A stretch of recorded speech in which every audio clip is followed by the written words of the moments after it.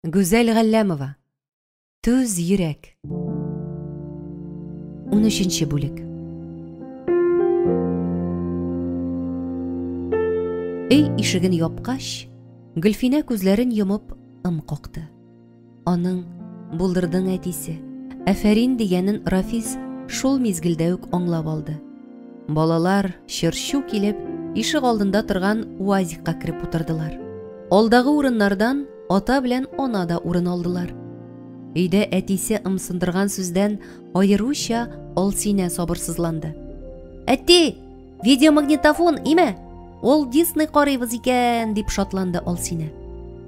«Әти, утиный историяны караганың бармы синең?» Гөлгенә башын кыңгыр салып әтисеннән җавап көтте. «Утиный история күрсәттегез инде нәни чакта, әйме әтисе? Шибиләрне суда йөздереп». Рафис күлемсерәп хатынына карады. Гөлфинә күңеллелекне дәвам итәсе килеп, «Домашний кинотеатр түгелме, Рафис?» дип сорады. Барысы да Рафис авызына текәлделәр. Ул чамасыз җитди кыяфәттә сүз башлады. «Башта тыңлагыз. Илмир әле аңламас. Сез, кызларым, хәзер аңлап ук бетермәсәгез дә, кайчанда бер монда утырганнарны искә төшерерсез әле. Тормышта һәр нәрсәдән гыйбрәт, сабак ала белсәгез иде. Күреп тордыгыз, Тайфа апаның улы торырга фатиры булса да, чыбык очы туган да булмаган чит кешеләрдә бездә яшәде.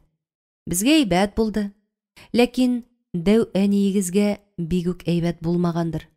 Аллага шөкер. Авыр елларында без әниегез белән ярдәм кулы суздык моңа. Ничек кенә яхшы булмасын.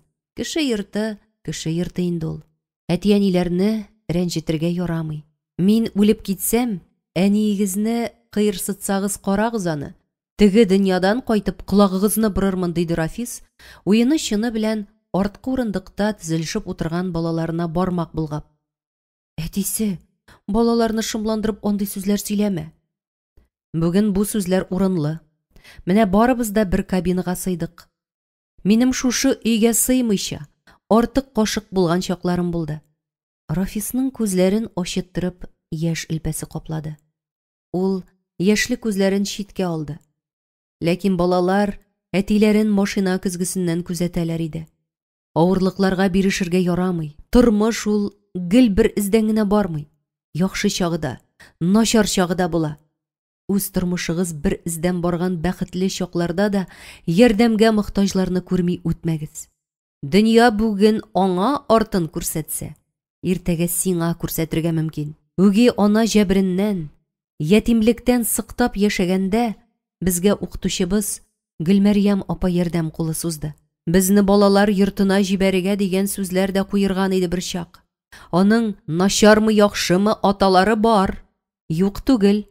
Бергә уйнап үскән дуслары, яраткан укытучылары бар. Туган җиреннән аерып, кая җибәрәбез соң без аларны? Нәрсә отабыз дигәнен һич онтасым юк. Без калдык. Ярый әле шул сүзне әйтүче Гөлмәрьям апабыз булды. Рафис машина бардачогыннан куе кызыл төстәге муенса чыгарды. Кызыксынып караган хатынының учына салды.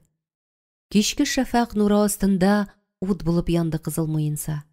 Муенсага кызыккан Гөлгенә, «Мин дә тотып карыйм әле», дип, куш учын әнисенә сузды. «Матур икән, кемнеке соң бу, әти?» диде Алсинә, апасы учындагы муенсага үрелеп.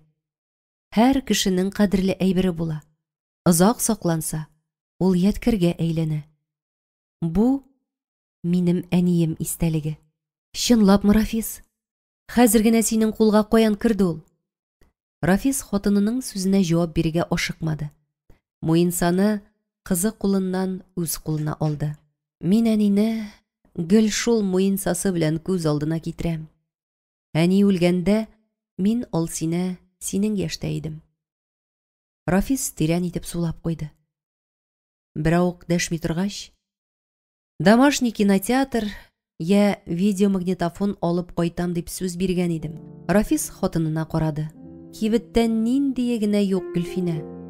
Мин бүген өйдән шулай дип чыгып китсәм дә, аның урынына Илнурны алып кайттым бит әле. Башка көннәр булыр, яме балалар? Күп алар, бетмей ул кибеттә. Ә бу муенсага килгәндә, ул берәү генә. Бүген минем машина каршына Гөлмәрьям апа чыкты. Нинди сүзе бар икән дип туктадым. Йөрәгем әллә нишләп китте. Бирәм дип йөреп тә күпме вакыт үтте. Хәтерлисеңдер, син аны миңа бүләк иткән идең. Сакла. Әниең истәлеге дип, минем учка шушы муенсаны салды. Рафис кулындагы муенсага бик озак карап торды. Уеннан мизгел эчендә ачы балачак хатирәләре сызылып үттеләр.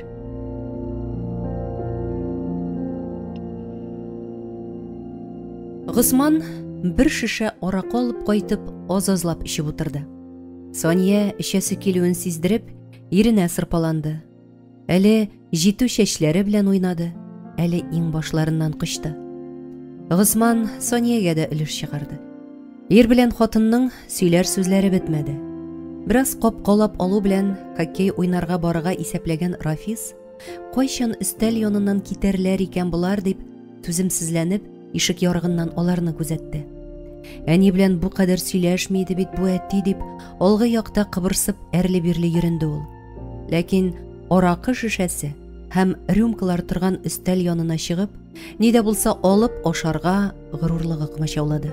Сониягә каршы әйткән өчен әтисе чалбар кайышы белән кыйнаганга хурланса да, үзен җиңүче итеп хис итте ул.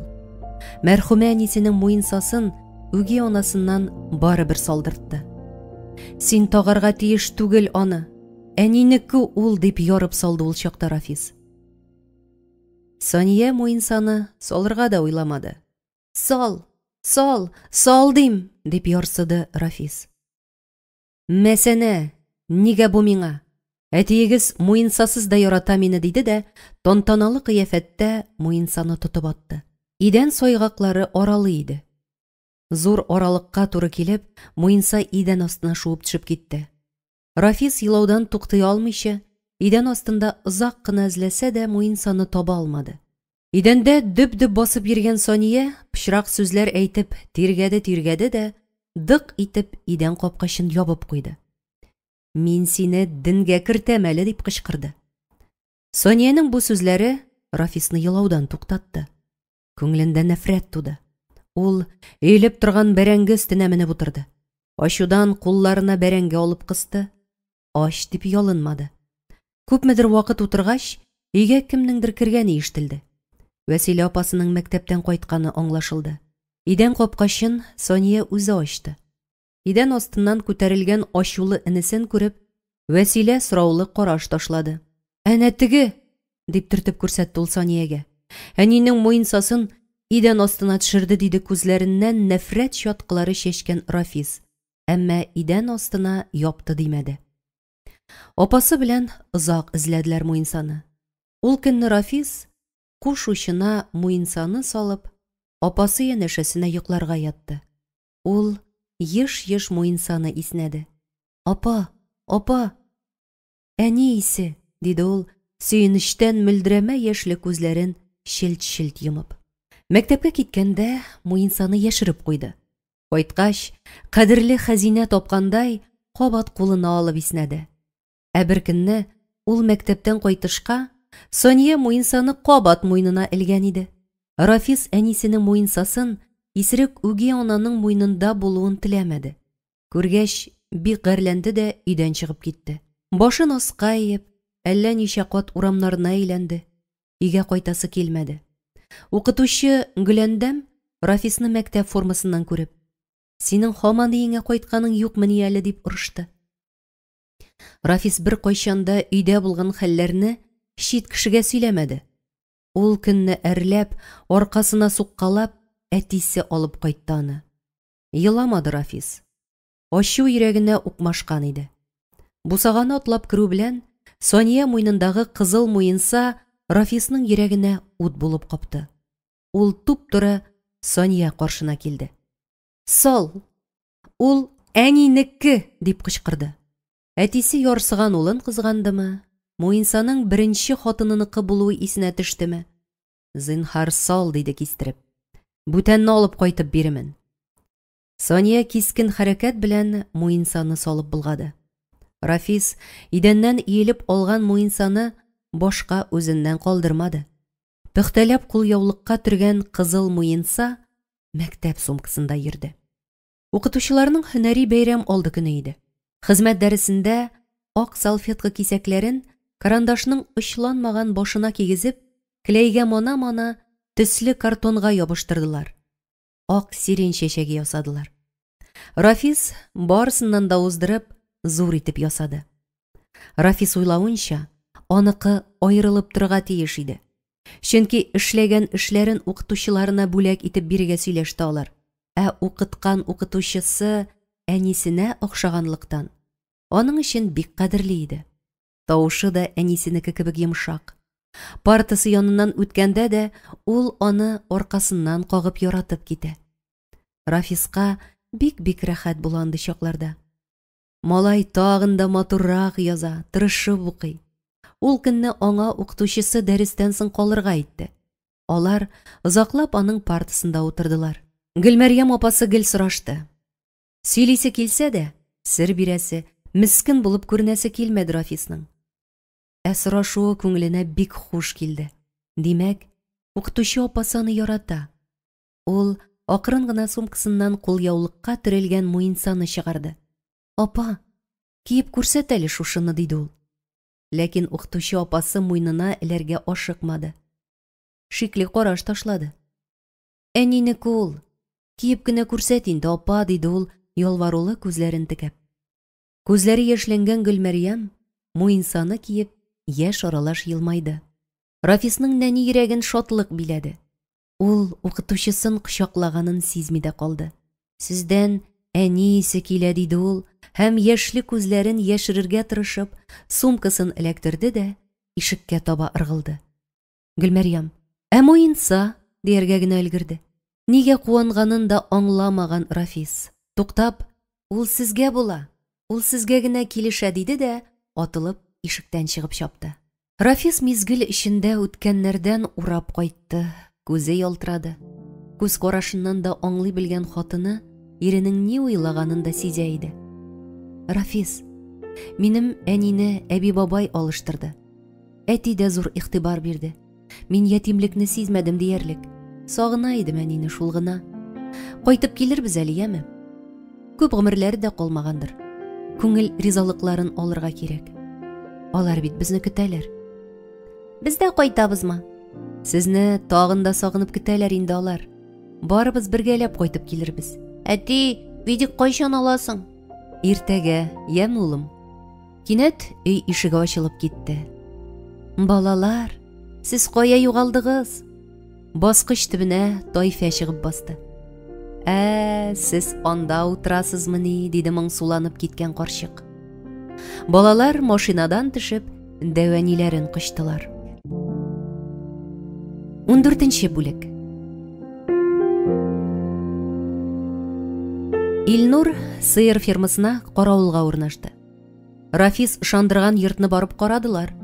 Заманча кала фатирыннан соң, әлбәттә, күңел кирерлек түгел иде. Рафис районга барган уңайдан ремонт өчен кирәк яраклар, абыйлар алып кайтты. Илнур көндезләрен гел шунда булды. Ремонт эше белән шөгыльләнде. Йортка ям кергән сайын Илнурның тормышка карашы яктырды, күңеле канатланды. Вакыт-вакыт авылда яшәп китүенә ышанып та бетә алмады ул. Алдагы еллар өчен әнисе күзенә туры карарга уялса да, күңеленә тотырыклы тынычлык инде.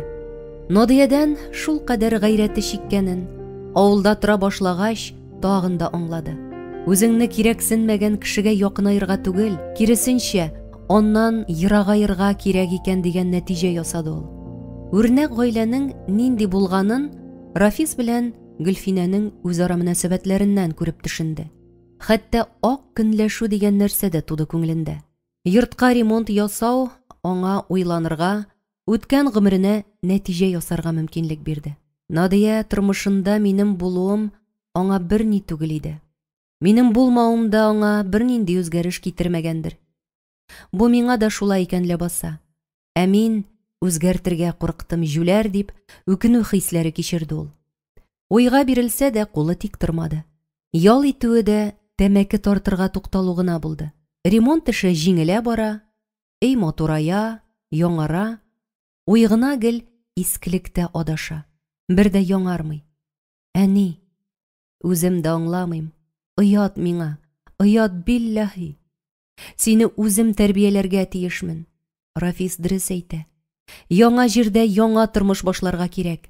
Тик бу йортка күз салучылар авыл кешеләре арасында да күпләп баса. Әллә хезмәтеннән файдалана гынамы Рафис? Ничек инде кайту белән фатирны миңа бирсен икән? Хуҗалык җитәкчесе дигәч тә, авыл халкы. Башы уйлар йөрмәсендә. Кулы торба буяп йөргәндә, Рафис килеп керде. Сәлам алышкач, бүгенгедән дә уңайлы вакыт булмас дип, шиген әйтергә булды Илнур. Тик ул авыз ачканчы, Рафис аваз салды. Ошыймы йорт? Рафис ябыштырылган абыйларны сыпырып куйды. Илнур сорауны кабыргасы белән куя алмады, ерактан урады. Ошавын ошый, ләкин моны миңа биреп, син үзеңә зыян китермә инде. Авылдашларың бу гамәлеңне хупламаслар дип беләм. Килмешәк бит мин. Рафис эндәшмәде. Арлы-бирле йөреп, фатирның эшләнгән урыннарын карады. Буялган тәрәзә рамнарына кулын тидерде дә тәрәзәне япты. Ошаса, кулыңа кергән кышны очырма. Өйләнергә кирәк сиңа, диде ул, Илнурның иң башына дусларча кулын салып. Кызлар артыннан йөрер чак түгел шул, дип елмайды Илнур. Шул мизгелдә йөзе балкыган Рафис би җырларга кереште. Без андый малай түгел, без мондый малай түгел, кая барсак та ярыйбыз күгәргән калай түгел. Илнур Рафисның җыр күңелле икәнен калада яшәгәндә үк белә иде. Әмма би җырлаганын беренче мәртәбә күрде. Каян таба ул бу кадәр энергияны, я Хода? Шул булды аның беренче уе. Рафисның шатлыктан балкыган йөзе шул мизгелдә җитди төс алды. Фатир тапкач, кызлар гына табабыз инде аны, диде ул, серле генә елмаеп. Кызлар дигәндә аяк идәндә. Каян килде бу сүз башка? Кәйфе күтәрелгән Илнур үз сүзенә үзе аптырап китте. Хайт, Илнур, синең авыздан чыктымы бу? Шиксез куанган Рафис Илнурны дусларча кочаклады. Аннан дустына сокланып каравын күрсәтергә теләп читкә атлады. Синнән исраф ителмәгән кайнарлык, сөю дәрт ташый билләһи. Көнләшеп куйдым хәтта. Бүген үк берәр бишә белән таныштырам. Син кайтып ашап кил, каравылга моннан китәрсең, сөйләштекме? Хуҗалык рәисе Илнурдан җавап көтеп ым какты. Күрми каламысың, Рафис? Күрде. Илнур үзгәргән. Әнә, ике дә уйламый, ризалык белдереп баш игәде. Димәк, эшләр пешәргә уйлаган. Шулай да план бозылып куймасын дип, җитди генә өстәргә уйлады председатель. Чынлап, Илнур, тик егетләнеп, әдәпсез адым ясый күрмә, диде ул, ярым шаяртып. Аннан җитди итеп әйтеп куйды. Мин сине, борынгылар әйтмешли, якты көндә чыра яндырып эзләсәң дә таба алмый торган итәгатьле татар хатыны белән очраштырам. Рәхмәт әйтеп туймассың әле менә. Илнурның шат йөзен борчу алыштырды. Мин хатын кыз белән матур итеп сөйләшә дә белмим шул. Курка калдым әле. Йөрәктән йөрәккә җепләр сузылса, сүз кирәкми бугай ул, Илнур. Борчылма, яме? Кичке ашка кайт. Рафис ишеккә таба атлады. Рәхмәт.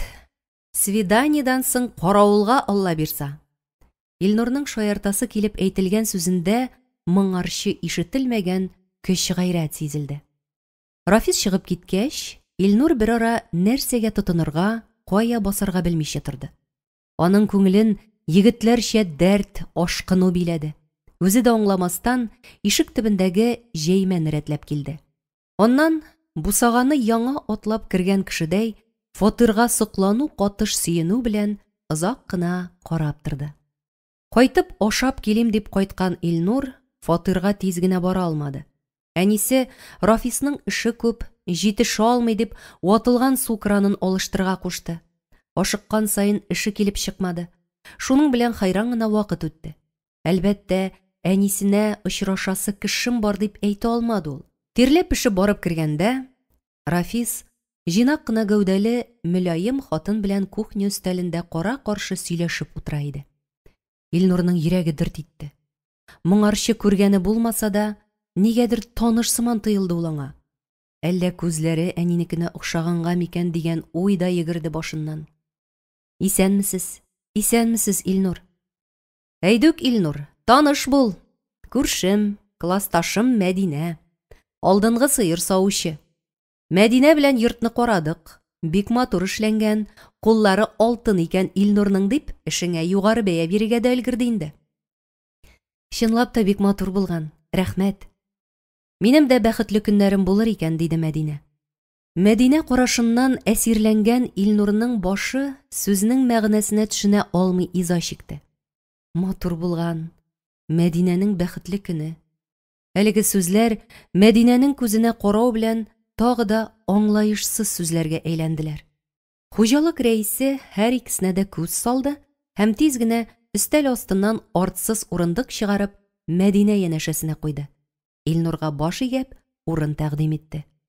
Үзенең теле телгә юкмады. Торак булу гына бәхет түгел әле, Мәдинә. Берәр егеттә табып бирәсе булыр. Егет, кая инде безгә егет, дип уенга барды Мәдинә. Менә иш, алтын куллы егет яныңда басып тора. Мәдинәнең йөзенә кызыллык йөгерде. Ә Илнур Мәдинәдән күзен ала алмады. Егетләрнең кызлары бар шул, дип шаянлык өстәп, әңгәмәне күңелле генә дәвам итте Мәдинә. Мәдинә, хәтерлисеңме? Сиңа Әнвәр кызыгып йөргән чакта, мин шук егет кисәге, сезне кавыштырасым килеп, сине Вәсилә апам көтә дип елга буена чакырдым. Син ышанып килдең.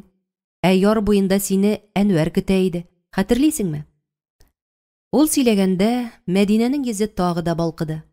Онытаммысың? Син кавыштырдың ишинде безне, диде ул. Мин белеп кенә, туры килгәннәрне генә кавыштырам шул. Шәп яучы булганмын, әйеме? Кинәт җитдиләнеп китте Рафис. Кызганыч, кыска гомерле булды шул Әнвәр. Бүгенге Рафиста теге яшь егет түгел инде. Шулай да шуклык бетмәгән икән әле миндә. Рафис басып, янәшә утырган яшьтәшләрен кулачлады. Бер яшьлектә, бер картлыкта, ди. Шаярасым килде. Аулак үй ясадым менә. Әрәм үткәрмәгез әле яшь гомерләрегезне. Сөйләшегез, серләшегез. Яшь җилкенчәкләр түгелсез. Әдәпсезлек булмас бу, борчылмагыз. Көтелмәгән хәлдән күзләрен зур итеп ачкан Мәдинә Рафиска күтәрелеп карады.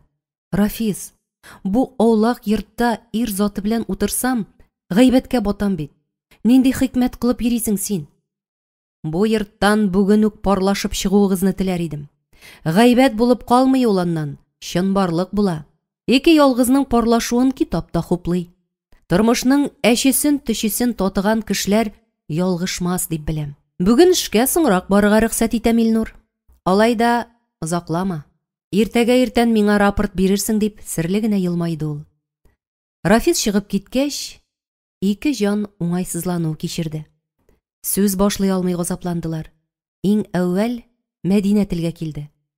Илнур, үзең турында сөйлә әле. Белүемчә, гаиләң бар бугай. Бар да иде, юк та. Илнур шул сүзләре белән сөйләшүен өзде. Тагын авыр тынлык урнашты. Бераздан авыр итеп сулап куйды да, бер ноктага төбәлеп дәвам итте. Яши белмәдек, Мәдинә. Ул мине ташлады. Аннан мин аны калдырып киттем. Менә шул кыскача. Калдыру ул ике төрле була бит. Ә бәлки, ул гел күңелеңдәдер синең. Ансы да бар бит әле. Яшермим. Алдан яраттым мин аны. Түбәнсенә яраттым. Ләкин йөрәгенә ачкыч ярата алмадым. Соң булса да аңладым, ул миңа бөтенләй дә кирәкмәгән икән. Йөрәк йозак түгел, Илнур. Аны ачкыч белән ачып булмый. Ул яраткан кешесенә үзе ачыла. Тол калганнан бирле, чит ир заты белән аулакта утыру түгел, урамда да тукталып сөйләшмәдем бугай. Ә нигә синең белән утырып калдым дип, үземә үзем гаҗәпләнәм. Синең белән сөйләшәсем килгәнгә гаҗәпсенәм. Моңарчы беркем үтә алмаган йөрәк түре сиңа ачылган икән. Бу юкка түгелдер. Рәхмәт, Мәдинә. Мәдинә әйтерсең күптән белгән кешесе белән сөйләшеп утыра. Сөйлисе килеп сөйли, аңлар кешесенә сөйли. Мин ялгызлыктан бик туйдым, Илнур. Миңа Рафис синең турда сөйләгән иде инде. Яшәп карыйк, син ничек уйлыйсың? Мин дә ялгыз идем. Аерма шунда, мин парлы ялгыз идем. 2 тапкыр ятимлек кичергәнмен икән. Үскәндә әти булмады. Өйләндем, хатын булмады. Кем ышана соңгысына? Күңелдә мәхәббәт уты дөрли. Җавапсыз мәхәббәт салкын су бирки. Ничә еллар ялкынланып янды йөрәк. Аннан пыскый-пыскый күмергә әйләнде. Мәдинәдә кызгану хисе туды. Ул Илнурның иң башына кагылды. Синең дә башыңнан котлаулы хәлләр үткән икән. Борчылма, Илнур. Күмерне үрләтеп була аны. 15-нче бүлек. Иртәнге чәйне Хәсәновлар Илнурдан башка гына эчтеләр. Тайфа башта чәй калагын төшереп җибәрде.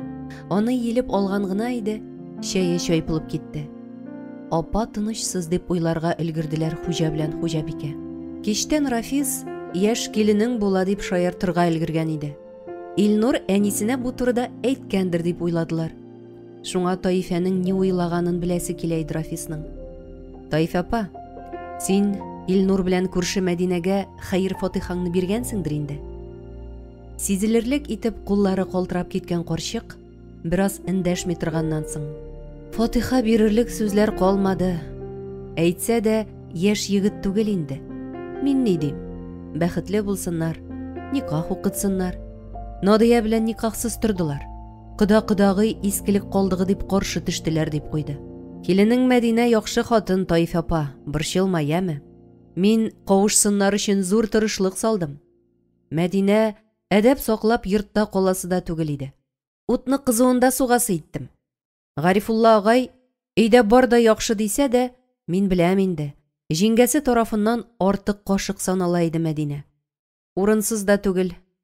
Кечкенә генә йорт, әнә күрәсеңдер дип каршы тәрәзәгә ымлады Хуҗа. Алар бер-берсенә туры киләләр дип уйлыйм. Никахны укытырбыз, борчылма гына. Рәхмәт, Рафис. Инде бу юлы сыярмынмы икән соң мин анда? Таифаның тавышы үзгәрде. Ул күз карашын өйдәгеләрдән яшерде. Мәдинә белән үзең дә аралашканың бар. Начар сүз әйтә алмыйсыңдыр аның турында.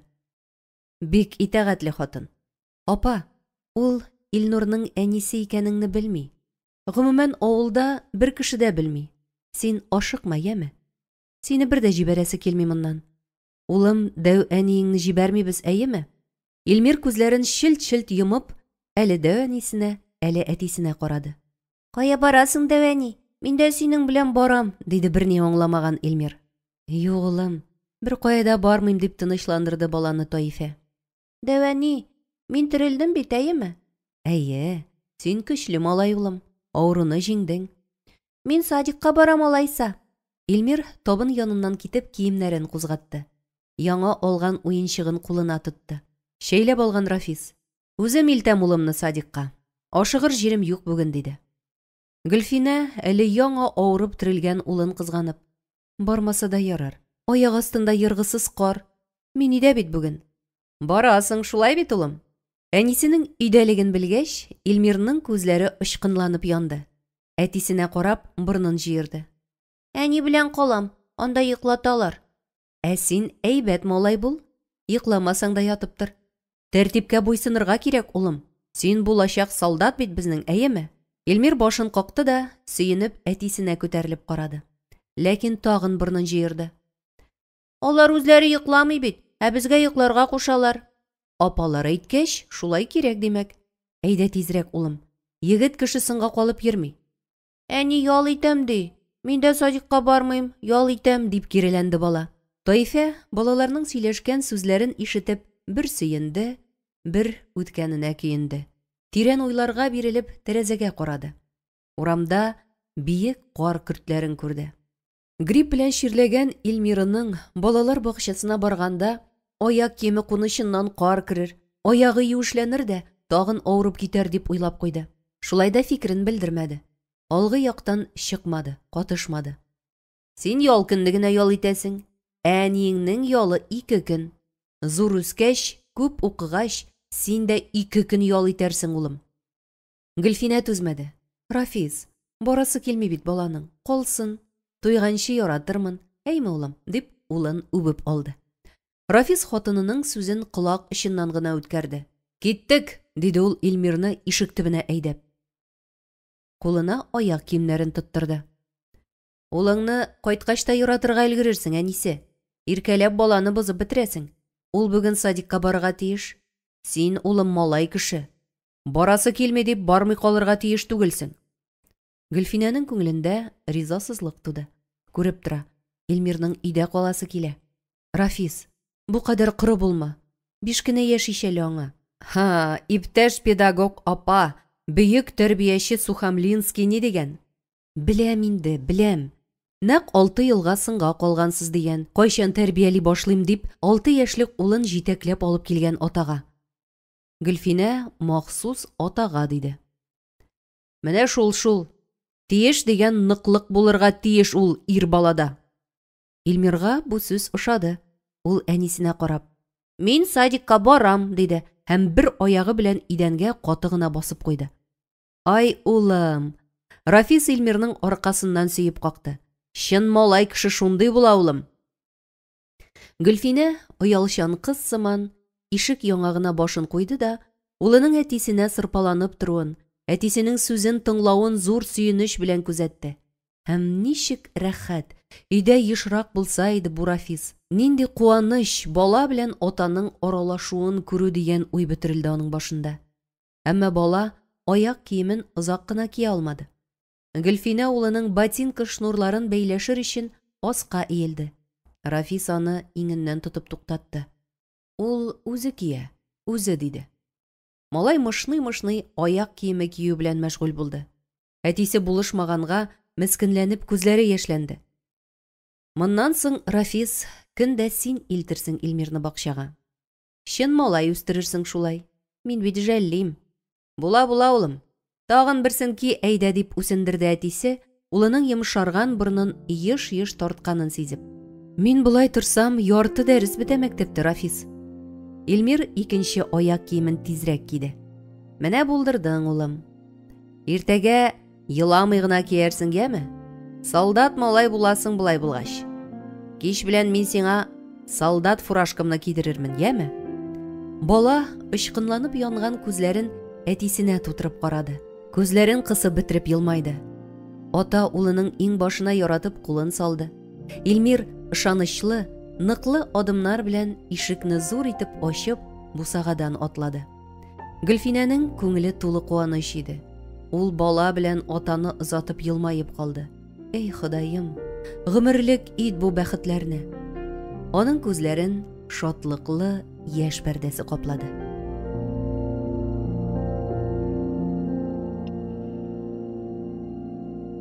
16 бүлек. Төн буе буранлап кар яуды. Мамыктай ак карга төрелгән авыл йортлары тынычлыкка чумган. Илнур иртән каравылдан кайтканда, йорттан бер яңа эс чыгып киткән иде. Мәдинә әзе. Шәһәрдә яшәп күп еллар кар керәгәне булмаган Илнур тездән яуган кар катламына озак кына карап торды. Дворниклар юк шул монда дип куйды ул. Сөяп куелган алюмин көрәкне борынгы музей экспонатын күргән кебек әйләндерә карады. Мизгел эчендә агач көрәк белән зур гына ишек алдын көрәгән үсмер чагы исенә төште.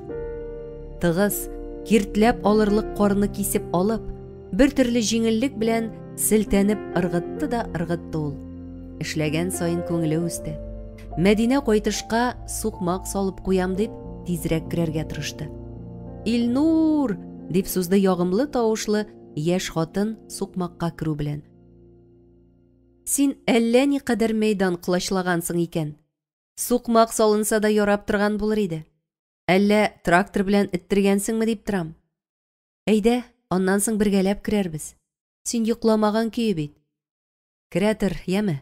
Мин көрәп битерим. Мәдинә кереп китте. Ул да булмады.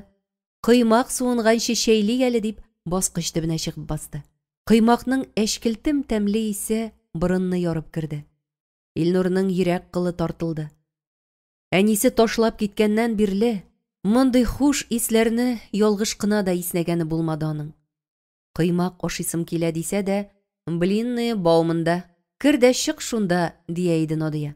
Шул искә төшкәнгәме, тәлинкәдәге иелеп торган кызгылт сары ялтырап торган кайнар кыймакны күргәнгәме, йөрәге әллә нишләде ирнең.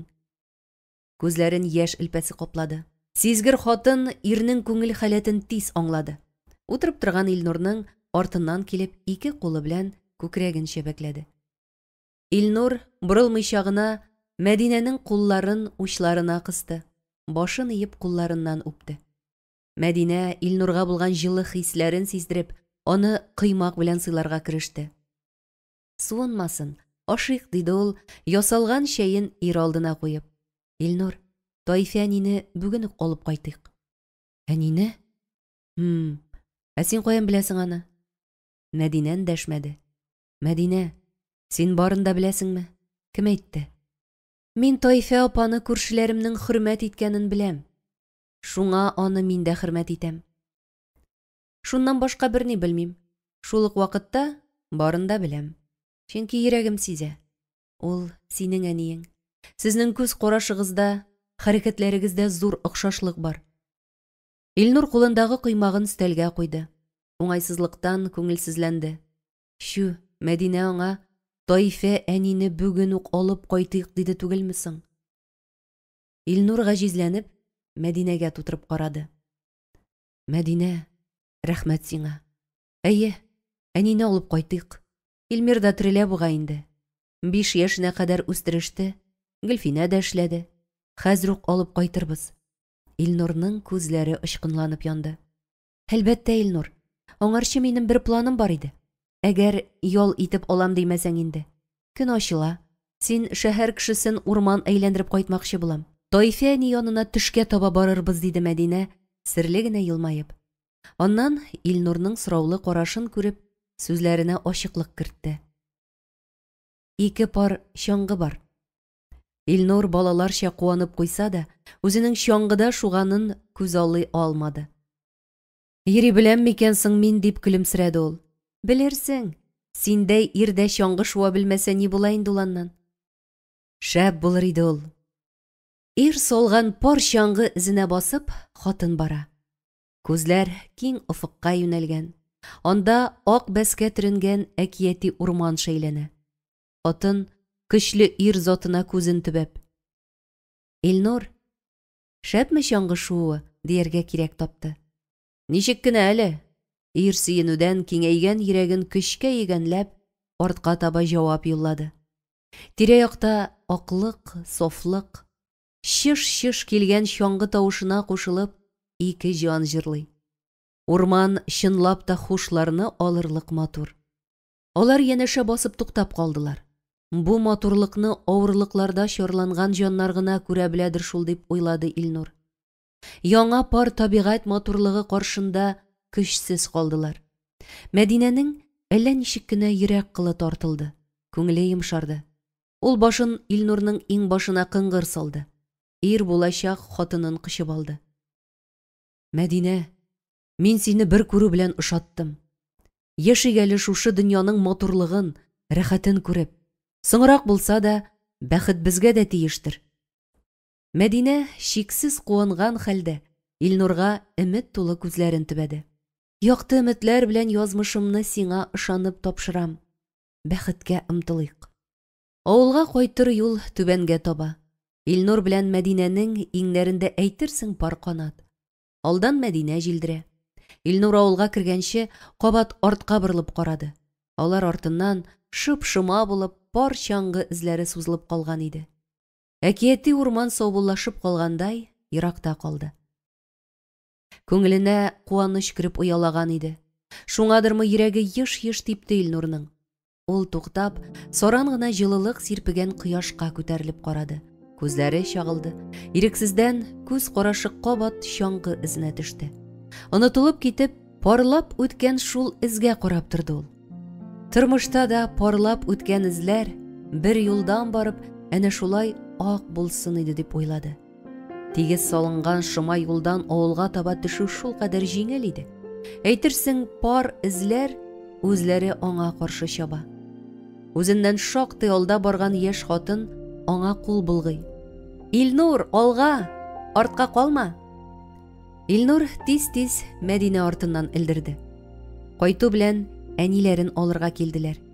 Гөлфинә белән Рафис аларга киләсе атнага никах укытырга киңәш иттеләр һәм ярдәм йөзеннән акча бирделәр. Коръән укытылган нигезгә алып китәрсез дип, Таифәне җибәрмәделәр.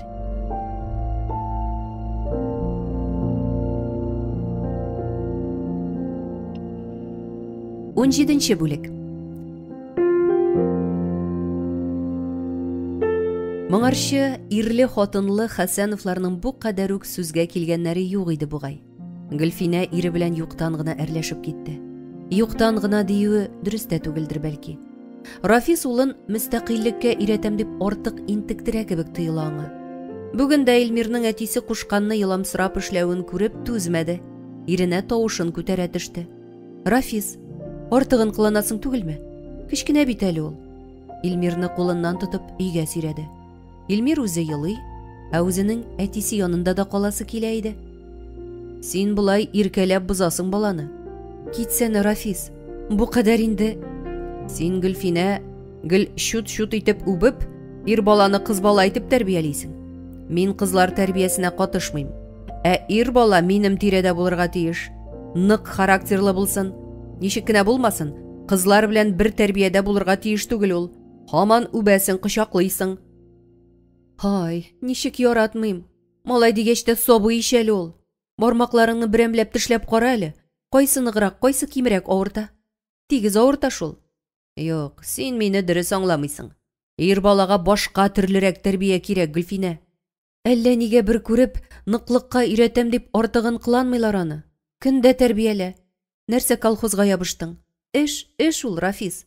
Көннәрдән бер көн синеке булмый. Ә менә улың фәкать синеке. Хөкүмәтнеке дә, күршенеке дә түгел.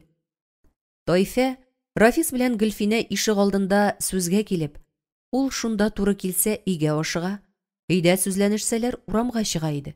Бүген дә ир белән хатынның сүзен тыңлап туру булыр дип, шыпырт кына өйгә кирип китте. Син әрләшә башладың дип кисәтте Рафис. Дөресе шул, ачуланма. Мин дә эшлим. Минем Илмирны нык ир егет итеп күрәсем килә. Күр, эшеңне җайла да гаиләңә ашык. Әллә син мин иркенәеп рәхәтләнеп йөри дисеңме? Булды, әрләшәсем килми. Үпкәмне дә әйтми хәлем юк. Алар икесе ике якка карап, ишек алдындагы эскәмиягә килеп утырдылар. Озак кына тынлыктан соң Рафис телгә килде. Мин бүген районга күрше авыл хатыннарын утыртып алып бардым. 3 хатын тукталышта башлаган сөйләшүләрен арткы утыргычта дәвам иттеләр. Ишеткәннәрем бик уйландырды мине. Сөйләгәннәренә нәтиҗә ясасаң, берсенең ире тормышта берни хәл итми икән. Икенчесенең ире санга бар, исәпкә юк. Һәм сөйләү буенча, буларның кызлары югары классларда укый икән инде. Алар әтиләренә шундый карашны күреп үскәч, әлбәттә, ирне буйсындырып яшәүче хатыннар булачаклар. Аннан бу кызлар да ирләреннән зарланачак. Көчле ирләр юк алар диячәкләр. Өченче хатын исеме белән дә әйтми, Чүпрәк дип кенә атый ирен. Кем чүпрәккә әйләндергән икән аны? Ирне ир иткән дә хатын, җир иткән дә хатын, диде Таиф апа бер көнне. Аңлавым буенча, сине мактап бәяләп әйтү иде, әлбәттә. Әрләшеп китсәк тә, әлеге мизгелдә минем сиңа бернинди дәгъвам юк. Аналар ир балаларын да кыз бала итеп, өф-өф итеп үстерәләр дә, аннан көчле ирләр юк диләр. Әнә шул хатыннар бик уйга салды мине. Атага ихтирам юк. Балалар каршында аталарның дәрәҗәсе юк. Ә булачак ул ирләрне кем тәрбиялисен күпчелек гаиләдә? Шул аналар, хатын-кыз заты бит. Менә син дә ап-аек башлы иргә улыңны тапшыра алмыйча каршы килеп маташасың. Чын ир була алырлык малайлар тәрбияли алган ялгыз ана бар микән? Гөлфинә иренең авызына керердәй булып тыңлады. Аннан тыныч кына: "Әйе, Рафис, син хаклы", диде. "Без аналар артыграк яратабыз шул балаларыбызны. Бәгырдән өзелеп төшкәнгәдер инде. Ата баланы ярата, кайгырта, әмма ул кадәр үк өзелми күрәсең. уйланырлык нәрсәләр кузгаттың. Бала тәрбияләү темасын уемнан кичергәндә, мин сине гел мисал итеп куясым килә. Ләкин эштән тынып калам. Миңа бер нәрсә аңлашылмый. Сезнең сөйләвегез буенча тәрбияләүче булмаган. Укытучыгыз Гөлмәрьям апаны бик бәялисез, рәхмәт әйтәсез. Мәктәп укытучы тәрбиясе белән генә бала тәртипле булса, ничек шәп булыр иде ул? Мәктәп кешелекле кешене штамповать итеп кенә чыгарыр иде. Тәрбия темасы һич аңлашыла торган түгел. Нинди яхшы ата-анадан да бер үк тәрбия алган балалар әллә ничә төрле була. Аттан ала да, кыла да туа диләр аннан. Хак сүз инде. Геннар да үз ролен уйныйдыр. Бер яклы итеп нәтиҗә ясасам, сезне эчкече ата, үги аны яхшы итеп үстергән булып чыга. Сезнең белән Вәсилә апаны бик тәрбияле кешеләр дип бәялим мин. Бәлки, Гөлфинә, балага азмы күпме мөстәкыйльлек кирәк. Безне тормыш үзе тәрбияләде. Геннар да роль уйнагандыр, сүздә юк. Әти дә бит начар кеше түгел иде. Ул бәхетсез ир булып, начар хатын кыткысына гына бирелде. Ә начар хатыннарның эчке начар көчләре һәм көчсез ирләрне үз мәнфәгатьләренә бегә алу сәләте була икән шул. Шуңа күрә улыбызны язмыш сынауларына бирешми торган көчле кеше итәсем килә, аңлыйсыңмы, Гөлфинә? Рәхмәт, Рафис. Аңладым мин сине. Тик үз балаңа үги ана кебек салкын булып булмый. Әмма урыны белән булырга да кирәктер, әйе. Берни дә очраклы түгел диләр. Бәлки, миңа да аң булу өчен килеп туган сөйләшүдер әле бу. Тик син шулай да гаиләңә күбрәк бүл әле вакытыңны. Юкса эшең беренче чиратта йөри. Әйе, шулайрак шул. Үзгәрергә кирәк бераз. Күп көч сорый шул авыл хуҗалыгы.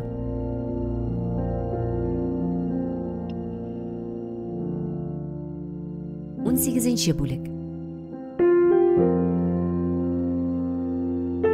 Дәвәни, китмә инде. Кендә килермен, улым, елама. Монда минем дә елыйсы килә әле, бала түгел, диде Гөлфинә. Моңсу кичиде бу. Никахлашкан Илнур белән Мәдинә Таифәнең сумка әйберләрен күтәреп баскыч төбенә чыгарып куйдылар. Идән уртасында басып торган Таифәне 3 бала кочаклаган да һич чыгарга ирек бирми. Булай озак чыгып китә алмый торса, үзенең дә елаячагын чамалаган хәлдә. Иртәгә үк киләм мин сезгә, балакайларым. Мин дә бит сезне бик яратам, дип шырык-шырык борын тарткан балаларның аркаларыннан чәбәкләде Таифә. Нәрсәдер юк, нәрсәдер җитми. Таифә нәрсәнедер үзе белән алып китте кебек. Улдан эш төште, хәтта песи дә күңелсезләнеп калды. Йөрделәр дә йокларга яттылар. Ә йокы килмәде. Таиф апа, минем кайнанам булган булса, бу кадәр тату яшәр идекме без, дип үземә үзем сорау биргән чакларым булды минем, Рафис. Ә ничек дип уйлыйсың? Бу кадәр үк тату була алмас идек. Рафис, син әйтәсеңме моны дигән сыман хатынына гаҗәпләнеп карады. Надия шикелле үк булмас идем, әмма арабызда Таифә апа белән булган кебек бик яхшы мөнәсәбәтләр дә булмас иде. Беләсеңме ни өчен? Рафис бу сүзләрне тәрәзәдән төшкән ай яктысында хатынының йөзенә карап тыңлады, бүлдермәде. Хәер, Гөлфинә сорауын булай гына биргән иде. Таиф апа күпме генә яхшы күңелле, тәрбияле, үрнәк кеше булса да, ул читкан. Мине дә, сине һәм балаларны да ничек кенә якын итмәсен. Барыбер күпмедер аралык саклый. Ул безнең гаилә ваклыкларына, бәхәсләренә катышмады. Ишетмәгәнгә, күрмәгәнгә салышты. Проблемаларны хәл иткәндә киңәшен бирде, ләкин үз фикерен көчләп такмады. Ә кайнананың малае үзенеке, йөрәгеннән өзелеп төшкәне. Аныклары үз нәселе, үз каны. Ул нинди генә сабыр, акыллы булмасын, аның аз гына төгәлсезлеккә дә эче пыша. Килене тарафыннан аз гына гаделсезлек күрсә дә йөрәге авырта, күңеле кабул итми. Бер әйтмәсә, бер әйтеп куя. Шулай сүзгә килене. 1000 кат ант итсен, барыбер антын боза. Чөнки әлеге дә баягы битараф була алмый ул үз баласына. Аха, юкәдә икән шикләүк. Безнең әни белән араларыгыз яхшы булган булыр иде әле. Акыллы, сабыр иде ул. Ана белән бала арасында стена була алмый, чөнки ана барысында йөрәк аша үткәрә дип аңлатам ләбаса. Сабыр, акыллы булуда гына түгел хикмәт. Таифа апа да үрнәк кеше булды. Әмма ул безнең мөнәсәбәтләрне йөрәгенә якын ала алмады. Педагог апа, аңладым. Син дә Илмир өйләнсә, әйбәт үк була алмыйсың икән инде булай булгач. Бер ата кызының бик зәһәр булуына чыдый алмыйча, сиңа ир буласы егет үлә торсын дигән диемеш. Шуның кебек, синең булай дигәнеңне ишеткәч, Илмир булачак хатынын өйгә алып кайта күрмәсен дияргәме инде? Мин Таифа апа кебек аралык саклаячакмын. Малай өйләнгәч, артыгы белән кайгыртучан ана булудан тыелырга кирәк. Аңла, улың өйләнгән, аның гаиләсе бар дип хәтеремә киртләп куячакмын. Телисеңме, юкмы? Улыңның йөрәгендә хатыны урын ала. Таифа апа миңа татар халык иҗатыннан шул кадәр күп риваятләр, әйтемнәр, гыйбрәтле кыйссалар сөйләде. Халкыбызның иҗаты бай булуына бик сокланам мин. Яшәү мәгънәсе асылы ярылып ята аларда. Шәйнәп бирелгән йотасы гына. Гыйбрәт ал да яшә дөрес итеп. Ярар, иптәш педагог. Тормыш дәресләре үткәнсең, тәҗрибәң күп, акыл туплагансың икән дип көлемсерәде ир. Матур мөнәсәбәтләрне җайга салып кына яшәрсең, Алла бирсә. Тынып калган ир башына килгән фикердән хатынының иң башына төртте. Кара әле, әнием булмаганга бар йөрәгемне син биләгәнсең икән, әйеме? Рафис Гөлфинәне ике куллап кочып алды, иреннәреннән үпте. Гөлфинә әйтәсе сүзен әйтү өчен генә ирен үзеннән этебрәк. Рафис, әллә чынлап бар йөрәгеңне биләдемме диде. Яратам бит, ни хәл итим? Йөрәкне яндырасың, утта көйдерәсең. Хатынның күңеленә ургылып сөенеч хисе туды. Ул уйнаклап иренә йылышты. Эй, рәхмәт, Рафис, дип пышылдады ул. Кочакла әле тагы да ныграк.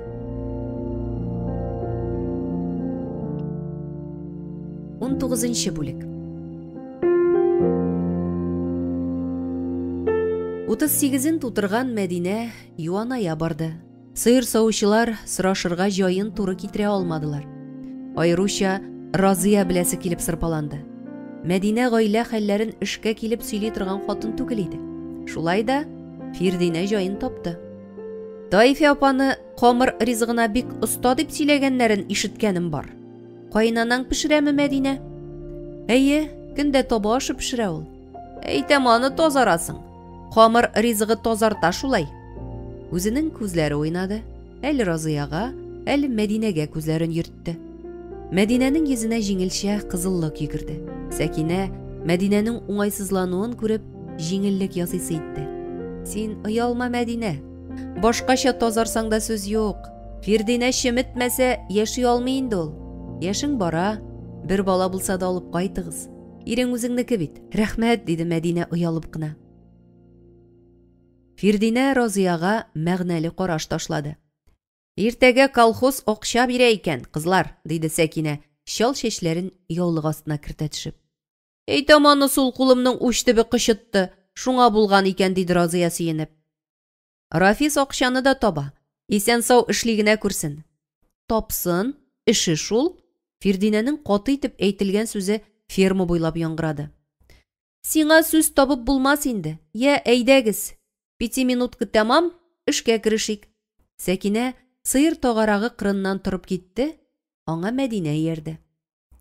Нәрсәгә эшлим мин, түләмәгәч тә? Берегезнең кайнанасы пенсия ала, икенчегез үзе пенсионер. Фирдинәнең әле әйтер сүзе бетмәгән иде. Гүләп эшләгән матур тавышына сыйырларны сүгүдә кушылды. Шул мизгелдә районнан кайтып килешле фермага килеп кергән Рафис Фирдинә тавышын ишетеп кире борылды. Хатын-кыз сүгенүен күтәрә алмый ул. Юк, сыйыр саучыларның хәл-әхвәлләрен сорашасы, алар белән аралашып онытыласы килгән иде. Булай да кәефсез Рафисның күңеле тагы да төште. Кайтканда инеш буен әйләнде. Кыр үрдәкләре быелда килгәннәр иде. Үзе ясаттырган күпер култыксасына таянып, озаклап шуларны күзәтте ул. Аннан толыкка таба төшеп китте. Үрдәкләр Рафисның якынлашуын сизделәр дә, пыр-пыр килеп арырак очтылар. Һәм бөтенләй күренмәс булып, таллык арасында югалдылар. Яр буе Вәсилә җитәкчелегендә укучылар белән елда җыештырыла. Соңгы елларда шәһәрдән ял итәргә киләләр. Атна ахырына кадәр үзләре юкка чыксалар да, чүп-чарлары монда кала халкы ял итеп китте дип сөйләп тора. Вәсиләнең күңеле кайтып, яр буйларын җыештыруны оештырмый башлады. Рафис кешенең тәрбиясезлегенә хайран калып карап торды. Озак торасы килмәде. Кайту юлына борылды. Киңәшмәдә бозылган кәефне пычрак инеш ярлары тагы да киңәйтте генә. Гөлфинә, җитәкче булу өчен белем, тырышлык кына җитми икән әле. Мин шуны төшендем бүген, диде ул өйгә кайткач, аш-су әзерләгән хатыны янына йылышып. Түрә булам дисәң, яхшы гына тел ачкычы да кирәк икән. Күрәм, җыен эшлексез тел белән эшли. Ә мин эшләгән эшемне дә сөйли белмим. Атчыдан атчы туа, укытучыдан укытучы туа дигән иде миңа әти. Институтка укырга керергә җыенуымны белгәч. Эй, ачу килгән иде шул чак. Ә бит азмы-күпме хаклы да булган. Юк, хаклы түгел. Андый закон язылмаган. Минем әти-әниләрем дә гади колхозчылар иде. Белемгә омтылган кеше хыялына ирешә ул. Я, нигә кәефең китте? Сөйли алмадыңмы? Мин сөйләргә җыенмадым да. Оста барда телең тый дип тик утыра бирдем. Эшләгәнне күрсәтәсе килә икән ул. Рафис, бүгеннән дәрес бирәм мин сиңа. Әйт кенә, кайда нәрсә җитенкерәми сиңа? Рәхмәт, син булышсаң гына. Тик ялгыш кына да коллективыңда әйтә күрмә. Юкса үзең беләсең, көлке тудырырга осталар күп бездә.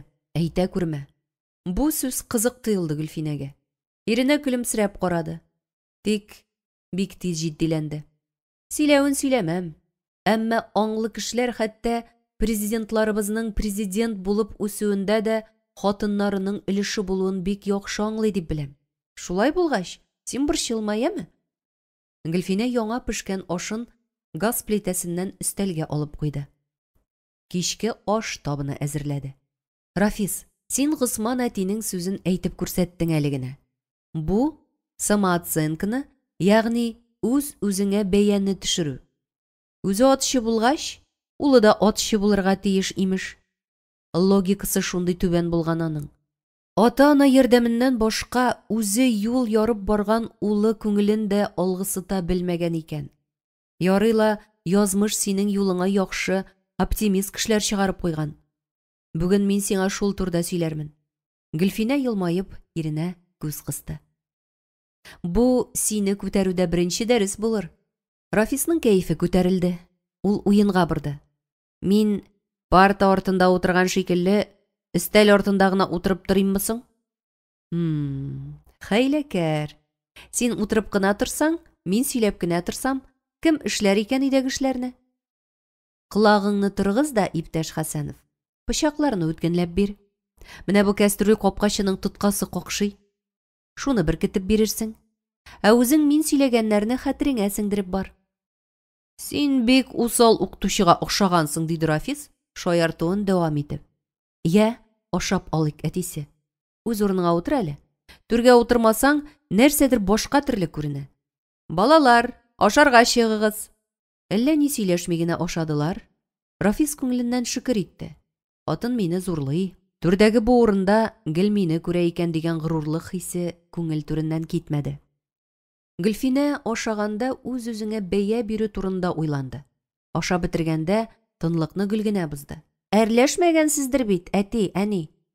Гөлфинә бу сүзне көтмәгәнгә башта аптырап китте. Аннан олы кызының сүзен ышатмавын белдереп, йөзенә ризасызлык чалымнары салып, мәгънәле караш ташлады. Рафис та гаҗәпләнде. Ник алай дисең, кызым, дип сорады. Нигәдер эшегездә булган проблемаларны сөйләшмәдегез. Рафистан шаянлык китеп бетмәгән иде әле. Тш, әниең яңа укучысына дәрес планы төзи. Дәрес башлана хәзер. Сез ашагач, үз классыгызга чаптырыгыз, яме? Рәхәтләнеп көлештеләр. Әйтәм, аны кичке аш башкача булды. Дәресегез кызык булса, мин завуч Вәсилә апа булам. Кереп утырам. Пожалуйста, кызым. Бездә ачык дәрес. Рафис ике кулын як-якка җәйде. Балалар рәхмәт әйтеп, табыннан күңелле генә куптылар. Табак савытны гадәттә гөл генә юып куя иде. Бүген әнисе ярга кереште. Кызым, бүген үзем юам. Бар, үз эшләреңне эшлә дип, кызын җайлап кына алгы якка озатты ул. Рафис пычак кайрарга кереште. Рафис, үз-үзеңә бәя бирү турында сөйләшәбез, диде хатын тәлинкәләр юа-юа. Ага. Син беләсең бу турыда. Кулланмыйсың гына. Үз-үзеңә ышанычың җитми кайчак. Ышанырга кирәк, Рафис. Ышан син. Син барында булдырасың. Эшең яхшы бара. Бүгенге киңәшмәдә дә курыкмый сөйләргә иде. Ялгышам дип курыкма. Беренчедән, ялгышмаган кеше юк. Икенчедән, ялгышлар кешегә тәҗрибә бирә. Күбрәк оптимистлар белән аралаш, елмай. Аннан, Рафис, киемгә игътибарың юк. Кайчаннан яңа костюм алыйк дим. Бусы да шәп дисең. Гел бер төрле киенү, бер урында таптанып тору кебек ул. Туйдыра торган нәрсә. Ярый әнисе, берәр яхшы костюм алып җиффәрербез, дип шаяртты Рафис. Алырсың. Алайда кызлар күзе төшеп берәрсе үзенә карата күрмәсен. Мине ташларсың дип куркам. Гөлфинә шаяртуга күчте. Рафис үткенләгән пычагын тартмага салды да, акрын гына хатынының биленнән кочып алды.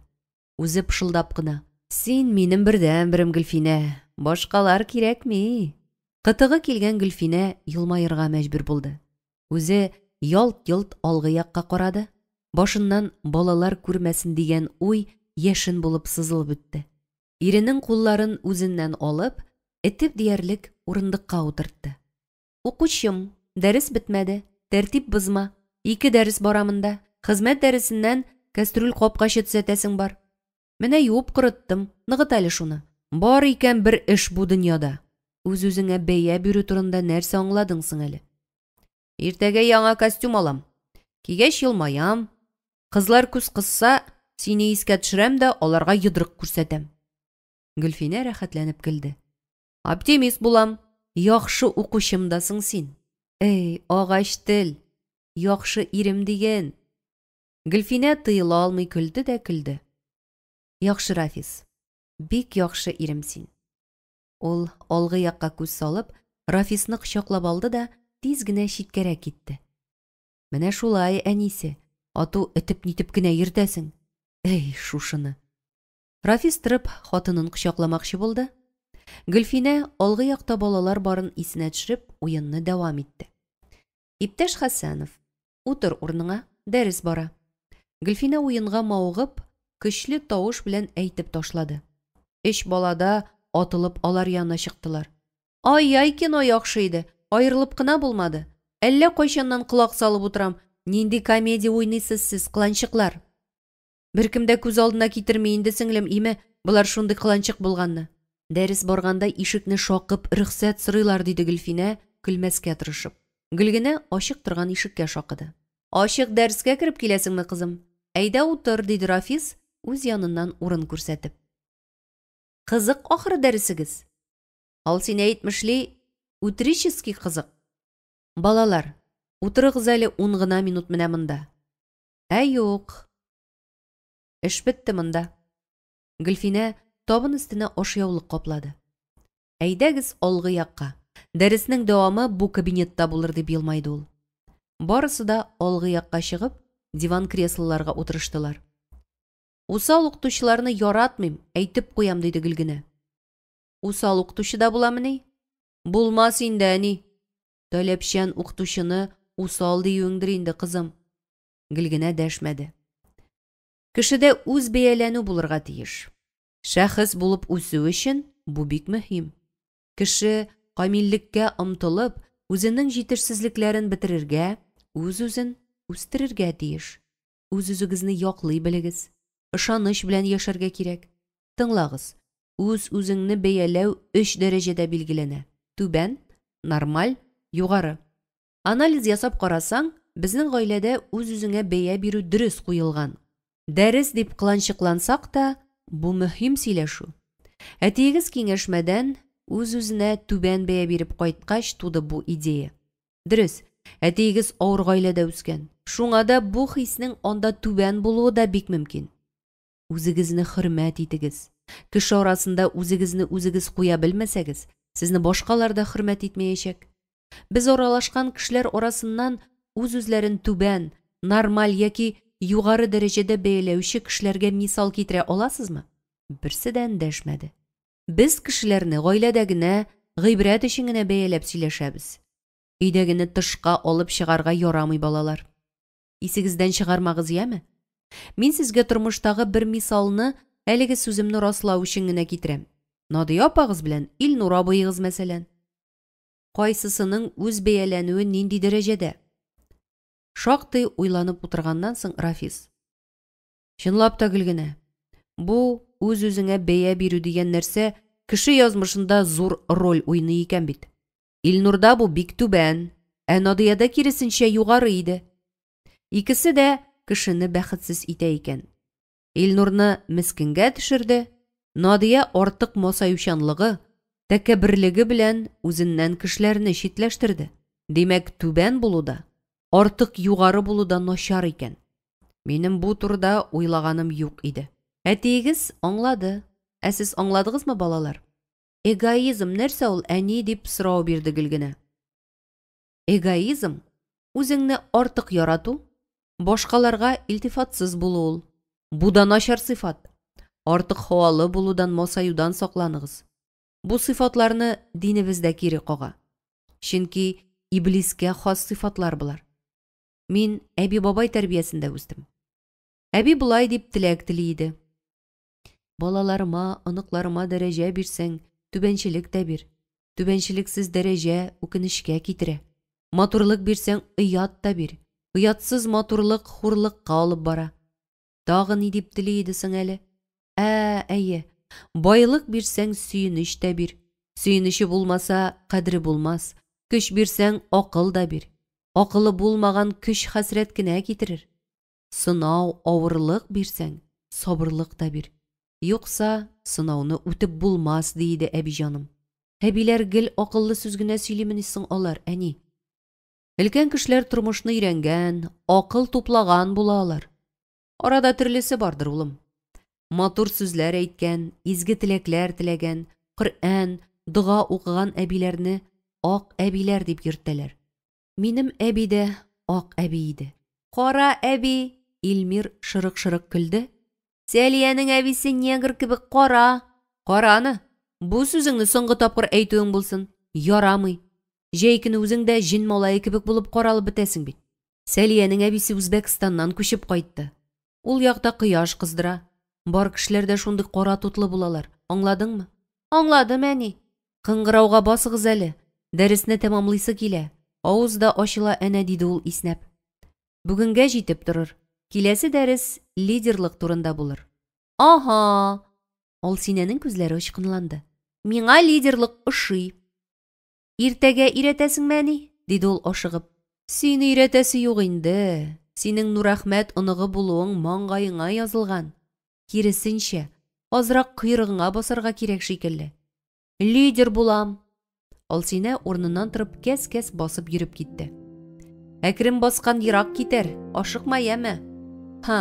Лидер ашыкмый ич ул, юл гына күрсәтә. Юл күрсәтү өчен, балакаем, башыңда белемең, акылың булырга тиеш. Шулар булмаса, шаркылдатып көлдерәсең генә үзеңнән. Ә мин яхшы укыйм, әни. Алсинә янәдән креслога утырды.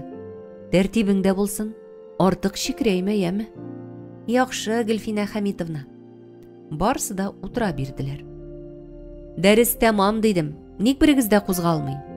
2 смена укытыргамыни? Минем 3нче сменам да бар әле. Ашарга пешерү, поварлык хезмәте. Тагын сәгать 10 тулдымыни инде. Иртә туа, кич җитә дә иртә җитә. Гаилә йокларга җыенды.